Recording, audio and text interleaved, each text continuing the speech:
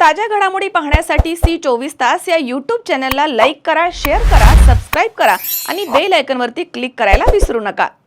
पुणे महानगरपालिका निवडणुकीच्या पार्श्वभूमीवर प्रभाग क्रमांक 37 धनकवडी कात्रज डेअरी परिसरामध्ये राष्ट्रीय समाज पक्षाचे शहराध्यक्ष बालाजी पवार यांनी आपल्या प्रचाराचा जोरदार शुभारंभ करत राजकीय ताकद दाखवून दिली। होळकर नगर येथील श्री सिद्धनाथ मंदिरामध्ये विधिवत पूजा करून नारळ फोडत प्रचार मोहिमेचा श्रीगणेशा करण्यात आला।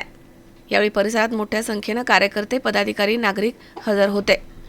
एक वोट द्या, एक नोट द्या या वेगळ्या आणि प्रभावी घोषणेमुळे उपस्थितांचं लक्ष वेधलं गेलं। विकासाभिमुख राजकारण, सर्वसामान्य नागरिकांचे प्रश्न आणि हक्कासाठी ही लढाई असल्याचे बालाजी पवार यांनी स्पष्ट केलं। प्रभागामधील रस्ते, पाणीपुरवठा, स्वच्छता, आरोग्य सुविधा, युवक आणि महिलांसाठी संधी निर्माण करणं तसेच नागरी प्रश्न सोडवणं हे आपल्या अजेंड्यामधील प्रमुख मुद्दे आहेत असं त्यांनी म्हटलं।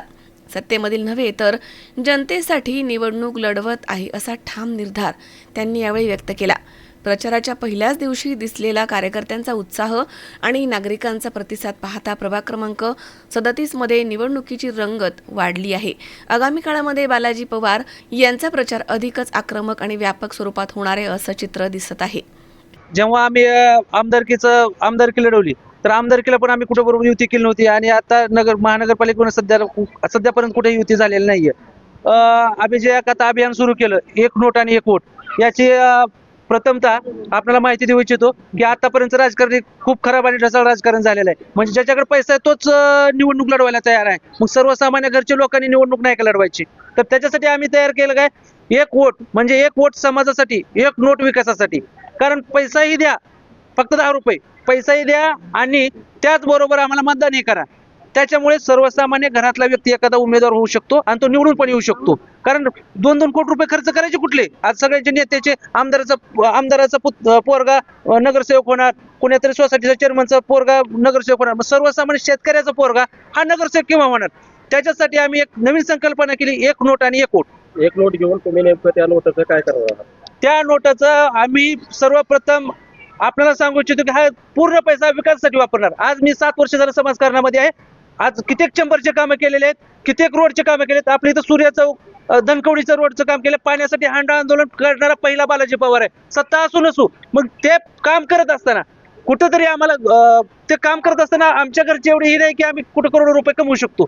तर तेच पैसा आम्ही ह्या सर्वसामान्य जनतेसाठी, कुणाची फी कमी करायची असेल, कुणाची फी माफ करायची असेल, त्यांच्यासाठी आम्ही वापरतो। सध्याला काय अजेंडा असणार आहे महानगरपालिकेत निवडणुकीसाठी? महानगरपालिकेत माझं स्वच्छ आणि एक चरित्र संपन्न व्यक्तिमत्व पहिले महानगरपालिकेत द्यायला पाहिजे। त्याच्यामध्ये मी पहिला जो मुद्दा उचललेला आहे आतापर्यंत काम केल्यामध्ये, धनकवडीमध्ये आपल्या मोहननगरला एक गार्डन होतं, तिथे एका राजकारणी लोकांचं नाव दिलं होतं, परंतु आम्ही स्पष्ट मत केलं तिथे आपले ज्यांच्यामुळे आपले मंदिर अबाधित झालेत त्या छत्रपती संभाजीराजेचं प्रवेशद्वार करा। त्याचबरोबर आपल्या जे धर्मरागिनी राजमाता अहिल्यादेवी होळकर असं प्रांगण पटांगणाला नाव द्या। आणि त्याचबरोबर आपले लोकशाहीर ज्यांनी 7 समुद्रावर छत्रपती शिवाजी महाराजांचे पोवाडे गायले असे अण्णाभाऊ साठेंचं नाव द्या। पण ती अजून काही लोकांना खुपतंय की छत्रपतींचं आम्हीच नाव सुचवलं, अहिल्यादेवींचं गाव नाव नको, त्यांचंही नाव द्यायला पाहिजे तिथं मध्ये प्रांगण पटांगणाला। आणि त्याचबरोबर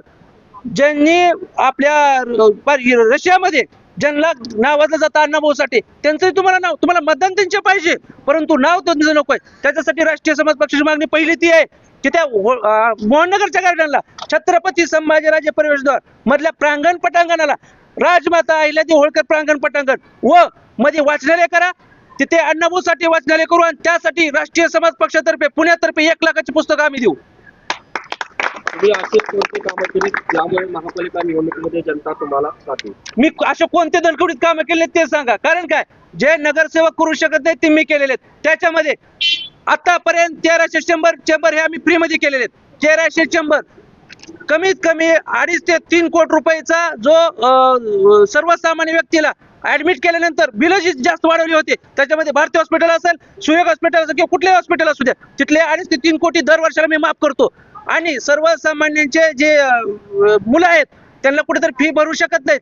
अशा व्यक्तीचे 60 ते 70 लाख रुपये दर वर्षाला माफ करतो. ह्या कोण नगरसेवक करू शकतो का? माझ्याकडे सत्ता नाही तरी पण मी करून दाखवलेलं आहे. आधी करून दाखवलेलं आम्ही नंतर सांगितलेलं आहे. आता इथं लोक नवीन काय करतायत की मी हे करतो मी ते करतो. आम्ही आधी करून दाखवलेलं आहे आणि ह्या कामाच्या जोरावरच आम्ही निवडणूक लढू. पुढे जाती दोषावर नाही की बाबा कुठेतरी तो अमुक ह्याचा आहे किंवा तो मुख्याचा आहे, कुठेतरी शेवटला म्हणायचं बटेंगे तो कटेंगे. ह्या गोष्टीवरती माझा विश्वास नाही. माझा विश्वास डेव्हलपमेंटवरती आहे.